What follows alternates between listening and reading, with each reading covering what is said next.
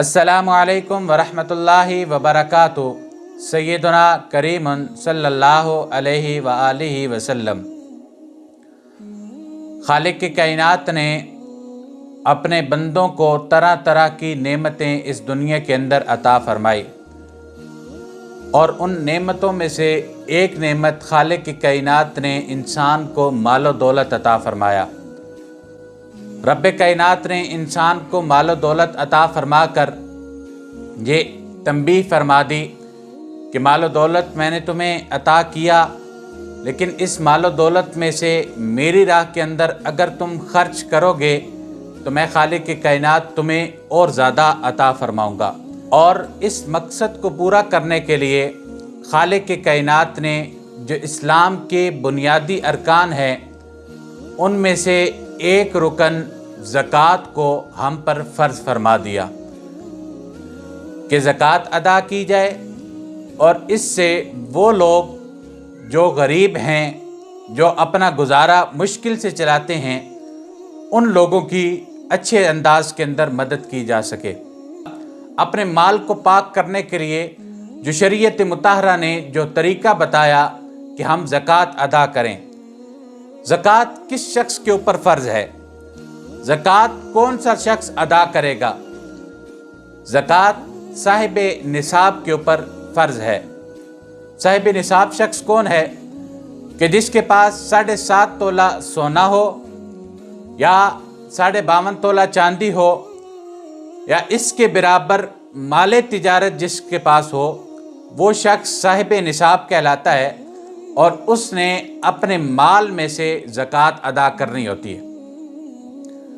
याद रखें कि जब अपने आप को हमने चेक करना है कि हम साहिब निसाब हैं या नहीं, तो साहिब निसाब शुमार करने के लिए, अपने आप को चेक करने के लिए ज़रूरियात असलिया से ज़ायद, यानी इंसान की जो बुनियादी ज़रूरतें हैं, खाना पीना इंसान की बुनियादी ज़रूरत है, रिहाइश इंसान की बुनियादी ज़रूरत है, लिबास इंसान की बुनियादी ज़रूरत है, सवारी इंसान की बुनियादी ज़रूरत है।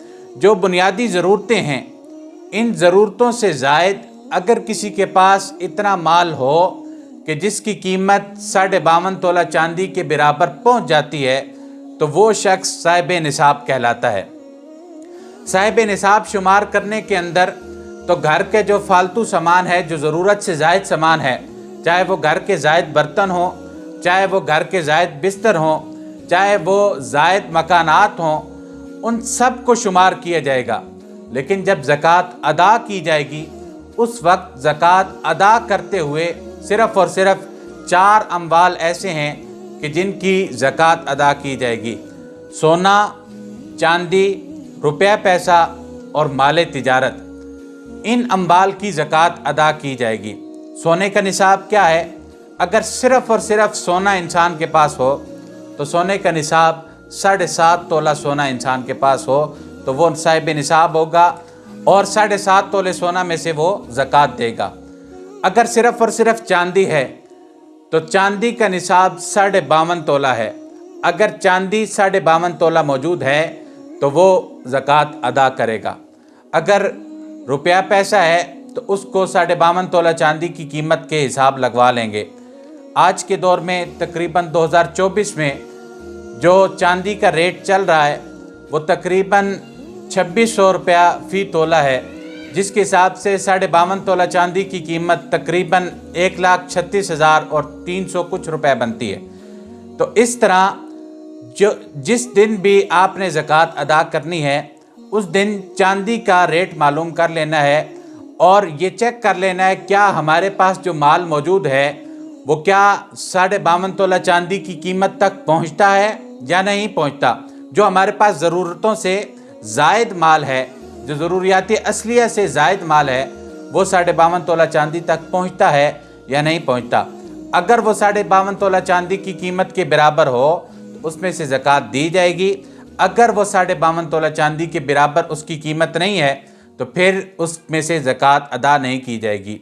इसी तरह माले तिजारत का भी यही मामला है। माले तिजारत किसे कहते हैं? कि जब भी इंसान कोई भी चीज़ ख़रीदने लगा तो ख़रीदते हुए उसकी नीयत ये थी کہ میں اس چیز کو فروخت کروں گا، تو جو بھی چیز خریدتے ہوئے نیت اس میں یہ کی جائے کہ میں نے اسے بیچنا ہے، تو وہ چیز مال تجارت کہلاتی ہے۔ اس میں کریانے کی دکان بھی شامل ہوگی، اس میں کپڑے کی دکان شامل ہوگی، اس میں میڈیکل سٹور بھی شامل ہوں گے۔ جو بھی چیز بیچنے کی نیت سے خریدی جائے، بالفرض انسان نے ایک موٹر سائیکل خریدا یا ایک پلاٹ یا ایک گاڑی خریدی اور اس کی نیت یہ ہے کہ میں اسے بیچوں گا، تو پھر اس کے اوپر زکوٰۃ اسے دینا لازم ہوگی۔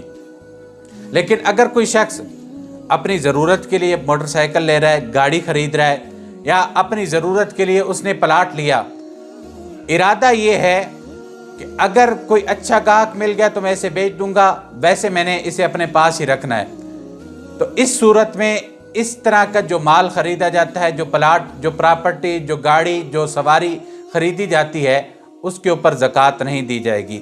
زکوٰۃ صرف اس مال کے اوپر ہوگی جس میں خریدتے ہوئے یہ نیت کی گئی کہ میں اسے بیچوں گا، وہ مال تجارت کہلاتا ہے۔ اگر صرف سونا ہو تو 7.5 تولہ، اگر چاندی ہو 52.5 تولہ۔ اگر سونا اور چاندی مل جاتے ہیں، یا سونا اور کچھ روپیہ پیسہ مل جاتے ہیں، یا چاندی سونا اور روپیہ پیسہ مل جاتے ہیں، یا سونا چاندی اور مال تجارت اور کچھ روپیہ پیسہ، ساری چیزیں مل جاتی ہیں، یعنی جو 4 اموال بتائے گئے ان چاروں میں سے 2 مل جاتے ہیں، 3 مل جاتے ہیں، یا وہ چاروں اکٹھے ہو جاتے ہیں، تو پھر جو نصاب ہوگا وہ 52.5 تولہ چاندی کا نصاب رکھا جائے گا۔ پھر مثال کے طور پر اگر کسی کے پاس 1 تولہ سونا ہے اور اس کے ساتھ تھوڑی سی چاندی بھی اس کے پاس ہے، اور اس کے ساتھ اس کے پاس تھوڑے سے روپے بھی ہیں، تو اس کے 1 تولے کے اوپر بھی زکوٰۃ لگے گی۔ یاد رکھیں کہ جو شخص صاحب نصاب ہے اس کا زکوٰۃ ادا کرنا ضروری ہے، اور جو شخص صاحب نصاب نہیں ہے وہ زکوٰۃ لے بھی سکتا ہے، وہ فطرانہ لے بھی سکتا ہے، لیکن جو شخص صاحب نصاب ہے وہ فطرانہ بھی نہیں لے سکتا اور وہ زکوٰۃ بھی نہیں لے سکتا۔ ویسے تو سونے کا نصاب 7.5 تولہ ہے، لیکن اب چونکہ دیگر نقدیاں بھی، دیگر مال بھی اس کے ساتھ مل گیا ہے، اس لیے اس تھوڑے سے سونے کے اوپر بھی زکوٰۃ لازم ہوگی۔ اب مصارف زکوٰۃ کیا ہیں؟ تو خالق کائنات نے زکوٰۃ کے مصارف کو قرآن کریم میں واضح طور پر بیان فرما دیا اور اعلان فرمایا، انما الصدقات للفقراء، کہ زکوٰۃ فقراء کو دی جا سکتی ہے۔ فقیر کون سا شخص ہے؟ وہ شخص کہ جس کے پاس اتنا مال موجود نہ ہو کہ وہ اپنی بنیادی ضرورتوں کو پورا کر سکے۔ اس کی آمدن تو ہو، اس کی تنخواہ تو ہو، اسے دہاڑی تو ملتی ہو، لیکن اس کی دہاڑی، اس کی تنخواہ اتنی نہ ہو کہ وہ اپنی بنیادی ضرورتیں پورے کر سکے۔ مثال کے طور پر کسی شخص کی دہاڑی 800 روپیہ ہے اور اس کی بنیادی جو ضرورتیں ہیں، دن کی ضرورت اس کی 1000 روپیہ ہے، تو ایسے شخص کو بھی شریعت نے اجازت دی ہے کہ اسے زکوٰۃ دی جا سکتی ہے، وہ شخص فقیر کہلاتا ہے۔ دوسرا خالق کائنات نے ارشاد فرمایا، والمساکین، مسکین کو بھی زکوٰۃ دی جا سکتی ہے۔ مسکین کون سا شخص ہے؟ کہ جس کے پاس اتنا مال بھی موجود نہ ہو کہ وہ اپنی بنیادی ضرورتیں پوری کر سکے، جس کی آمدن کا کوئی ذریعہ بھی نہ ہو، کہ جس کے پاس دن کے اندر کھانے پینے کے لیے بھی کچھ مال موجود نہ ہو، تو وہ شخص مسکین کہلاتا ہے، اسے بھی زکوٰۃ کا مال دیا جا سکتا ہے۔ تیسرا خالق کائنات نے ارشاد فرمایا، والعاملین علیہا، کہ جو زکوٰۃ کے محکمے میں کام کرنے والے لوگ ہیں انہیں بھی زکوٰۃ کے مال میں سے تنخواہ دی جا سکتی ہے۔ چوتھا خالق کائنات نے ارشاد فرمایا، والمؤلفۃ قلوبہم، یعنی تالیف قلب کے لیے بھی زکوٰۃ کا مال دینا یہ جائز ہے۔ کوئی شخص نیا اسلام میں داخل ہو، ابھی اس نے اسلام قبول کیا اور وہ غریب بھی ہے، تو اسے زکوٰۃ دی جائے۔ کیوں کہ اگر ہم اسے زکوٰۃ دیں گے تو اس کا دل اسلام کی طرف مائل ہوگا، اس کے دل میں یہ بات راسخ ہو جائے گی کہ اسلام غرباء کی مدد کرتا ہے، اسلام غرباء کا خیال رکھتا ہے، تو اس کے دل کو اسلام کی طرف راغب کرنے کے لیے بھی زکوٰۃ دی جا سکتی ہے۔ پانچواں خالق کائنات نے ارشاد فرمایا، وفی الرقاب، یعنی غلاموں کو آزاد کروانے کے لیے بھی زکوٰۃ کا مال دے کر غلام آزاد کروائے جا سکتے ہیں۔ چھٹا خالق کائنات نے ارشاد فرمایا، والغارمین، जो शख्स कर्जे में डूबा हुआ है कि जिसके ऊपर इतना कर्जा है कि उसके पास घर में माल भी मौजूद नहीं है कि वो अपना कर्जा उतार सके और वो कर्ज में भी डूब चुका है, तो उसकी ज़कात से मदद करके उसका कर्ज उतारने में उसकी मदद कर सकते हैं कि उसे हम ज़कात दें और वो अपना कर्ज उतार सके और अपनी जो बुनियादी ज़रूरतें हैं घर की उन्हें वो पूरा कर सके। सातवां खालिक के कायनात ने इरशाद फरमाया वफ़ी सबीलिल्लाह, यानी अल्लाह की राह के अंदर भी ज़कात का माल दिया जा सकता है। अल्लाह की राह क्या है कि जो शख्स जिहाद करने के लिए घर से निकला उसे भी जिहाद के लिए ज़कात का माल दिया जा सकता है कि वो ज़कात के माल से मदद लेकर जिहाद करे कुफार के ख़िलाफ़। या जो दीनी मदारिस जो दीन का काम कर रहे हैं वो भी फ़ी सबीलिल्लाह के अंदर दाखिल होते हैं, जो अच्छे अंदाज में दीन का काम कर रहे हैं। जहाँ पर भी जो शख्स दीन का काम कर रहा है, किसी भी अंदाज के अंदर कर रहा हो, उसे दीन के काम करने की वजह से ज़कात का माल दिया जा सकता है। आजकल जो बेहतरीन मसरफ़ है ज़कात अदा करने का, फितराना अदा करने का, या जो हमारे सदक़ात नाफिला हैं उन्हें अदा करने के लिए जो बेहतरीन मसरफ़ है वो आजकल मदारिस हैं।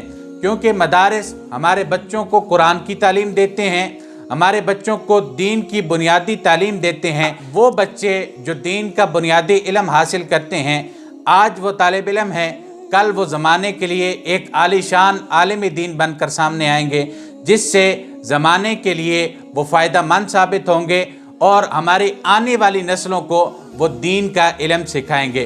तो ये दीनी मदारिस बहुत ही अहम किरदार अदा कर रहे हैं ये दीन के काम करने के अंदर।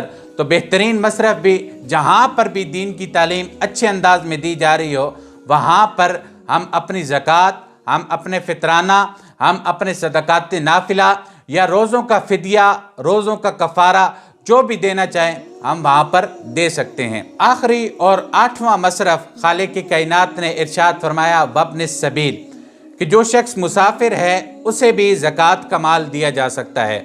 यानी घर के अंदर मिसाल के तौर पर उसके पास बहुत सारा कसीर माल पड़ा हो, लेकिन रास्ते में जब वो मुसाफिर है उसका माल किसी वजह से उसके पास कम हो गया, चोरी हो गया, जेब कट गई या पैसे गिर जाते हैं, किसी भी अंदाज में उसके पास माल कम पड़ गया, तो मुसाफिर को भी ज़कात का माल दे सकते हैं। अगरचे उसके पास घर में कितना ही माल क्यों ना पड़ा हो, लेकिन क्योंकि अब वक्ती तौर पर वो मुसाफिर है, गरीबुल वतन है, उसके पास माल मौजूद नहीं, तो उसे ज़कात का माल हम दे सकते हैं।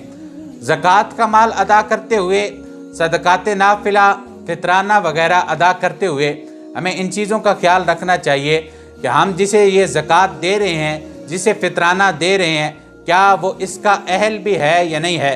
खूब अच्छे तरीके से जांच पड़ताल करने के बाद उस शख्स को ज़कात का माल दिया जाए कि जिसके पास अपनी ज़रूरियात से ज़ायद इतना माल भी मौजूद ना हो कि जो 52.5 तोला चांदी की कीमत तक पहुंच जाता हो। अगर वो शख्स साहिब निसाब है तो उसे हम ज़कात नहीं दे सकते। अगर किसी साहिब निसाब शख्स को हमने ज़कात दी तो हमारी ज़कात अदा नहीं होगी, हमारा फितराना भी अदा नहीं होगा।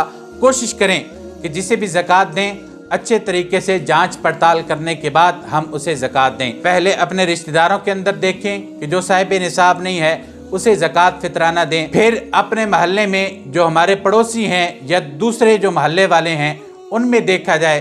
फिर अगर महल्ले में भी नहीं है तो फिर पूरे इलाके के अंदर देखा जाए। जहाँ भी अच्छे तरीके से हम जांच पड़ताल करें कि जहाँ भी हमें कोई गरीब मिलता है, कोई फ़कीर मिलता है, कोई मिस्कीन मिलता है, कि हम उसे ज़कात दें ताकि हमारी ज़कात अदा हो जाए। दुआ है खालिक के कायनात हमें हक़ समझने की और उस पर अमल पैरा होने की तौफ़ीक़ अता फ़रमाए।